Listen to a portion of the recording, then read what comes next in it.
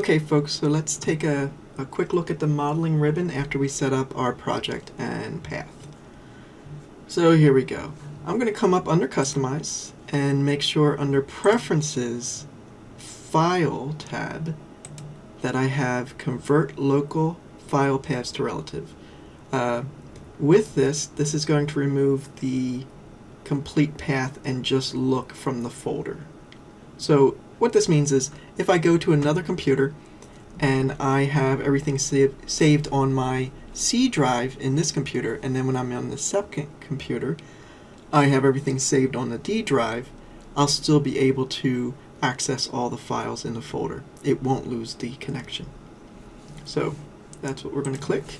And the next thing is we're going to make sure we have a project folder set up. So we're just going to come underneath File, Project, and we want to create a default. This will give us all of our subfolders. So I want to put another folder in a different location. I'm going to go to Documents, 3ds Max Build. I already have a folder set up to put projects in. So now I'm just going to make a new folder for my project and name it. I'll just name it Ribbon. So now I'm going to click Select and just go and hit Save and make sure my path is correct. So the path seems to be fine, 3ds Max Ribbon Scenes. And now I'm just going to name it Ribbon1_01 and click Save. Remember, if you're saving and you want to do incremental saves, you hit the plus. So if I come in and hit the plus and go back and look under Save As, we'll see we have Ribbon_01, Ribbon_02. Okay, so by saving before we start working, autosave will be able to put our files and name them. It won't overwrite the untitled project. So here we go. I have my project window and I'm in perspective. I'm going to hold down Alt-W to make the screen full screen. We're going to go into the Create menu. I'm going to create geometry. The geometry I'm going to create is a parametric sphere. So I'm going to click and drag and then right click to end that operation so I don't create a second sphere. Now my viewport currently is a default shading. I want to see edge faces to see what my geometry looks like. So right now I don't have access to the ribbon because this is a parametric object, and in order to use the ribbon we're going to need an editable poly or an edit poly modifier. So we have talked about the modifier stack and the difference between edit poly and editable poly. We'll look at that again in a second. But we are in a parametric object, so we cannot use this ribbon. So what I need to do is convert this into a editable poly. So I'm going to right click, go to Convert to Editable Poly, or in the Modifier tab with the object selected, I can right click on the name and select Editable Poly. Now that it's an editable poly, I have the ability to go into sub-object mode. I can go into Vert, Edge, Border, or Polygon mode. And if I have more than one element, I can go into element mode. I only have one element at this point. Here, in the Modifier tab, I have the ability to make my selections, to grow, shrink my selections, different types of soft selection, and my editing.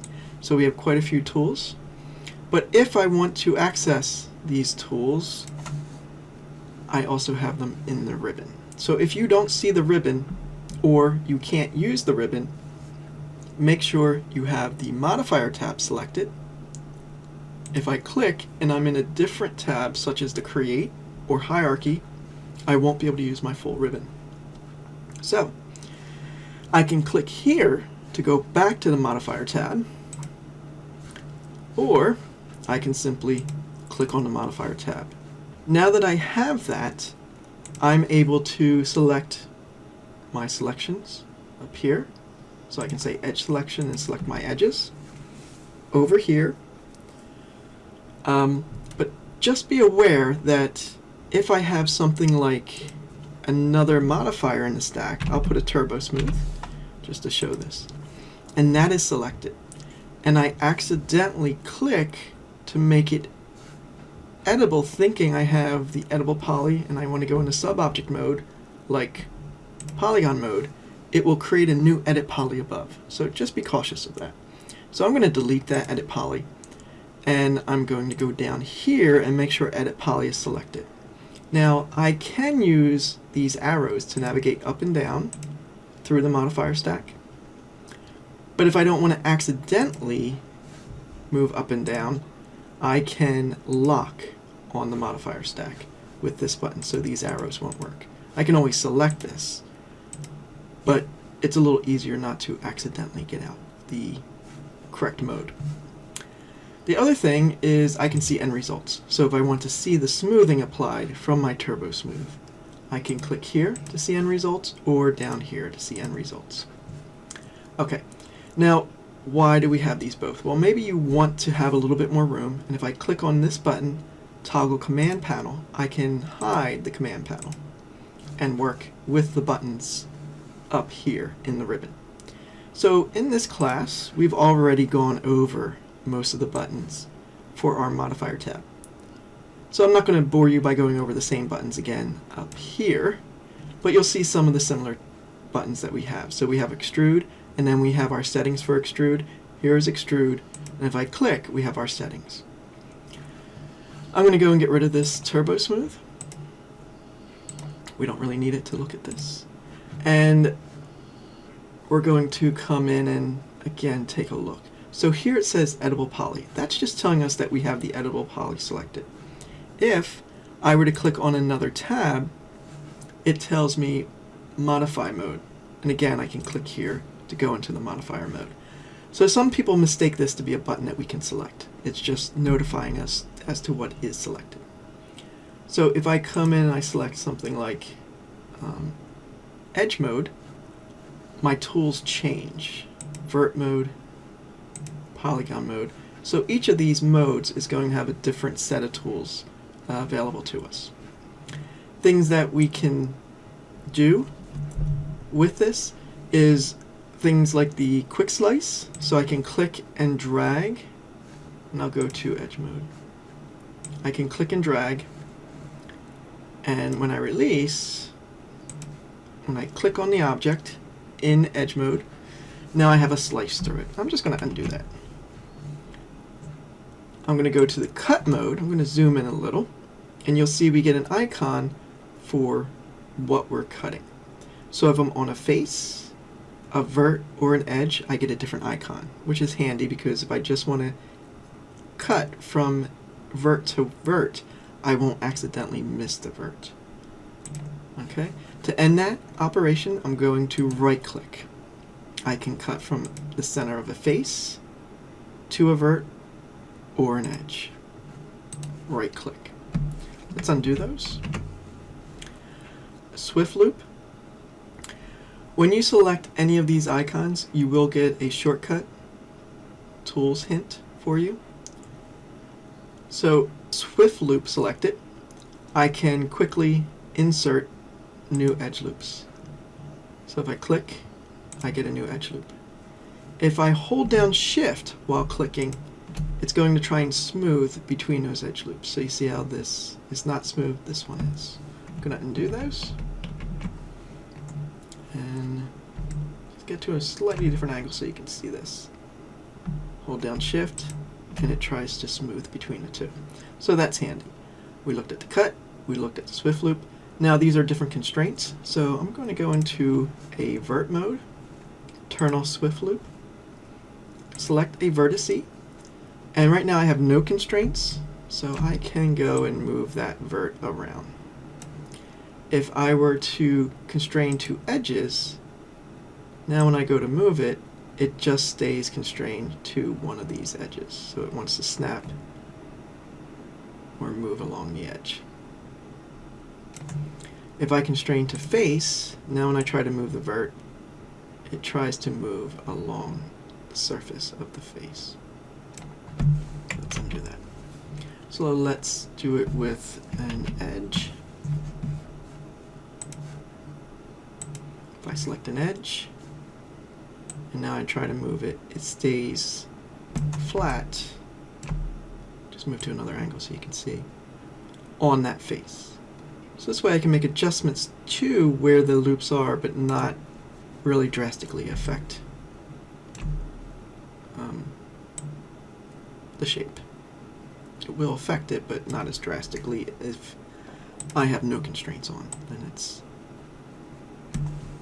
easier to deform. Okay.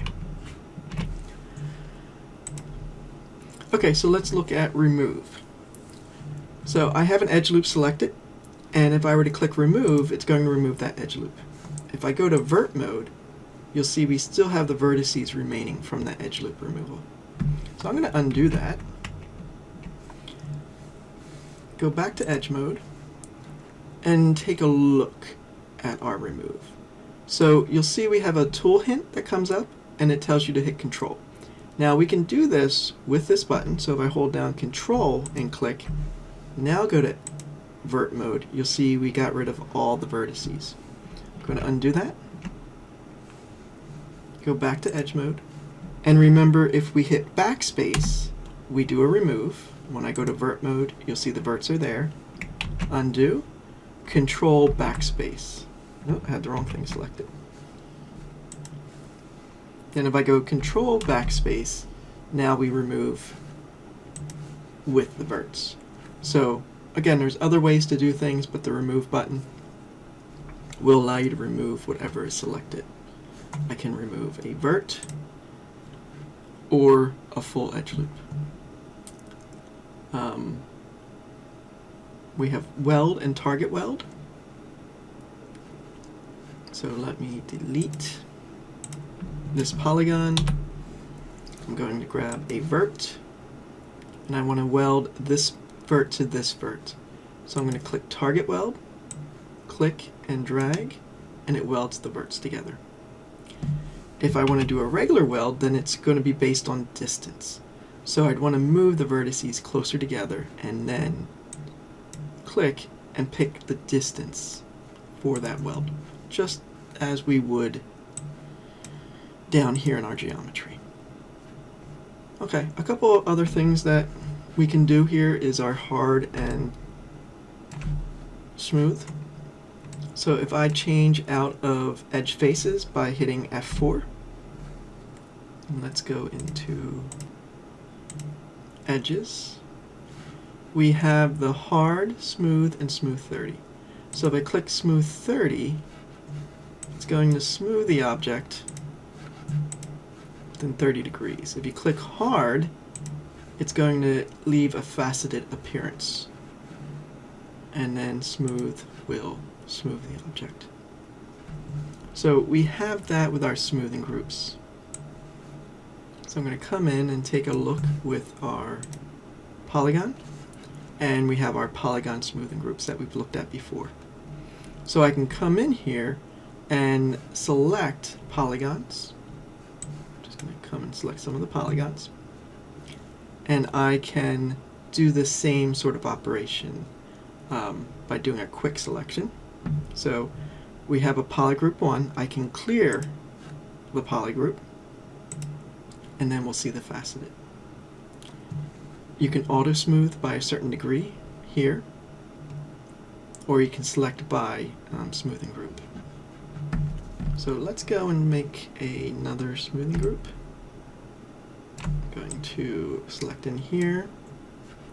I have a ring. I'm going to clear all and make that number 4.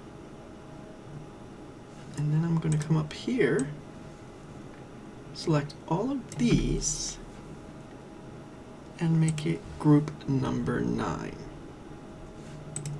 And now that's smoothed.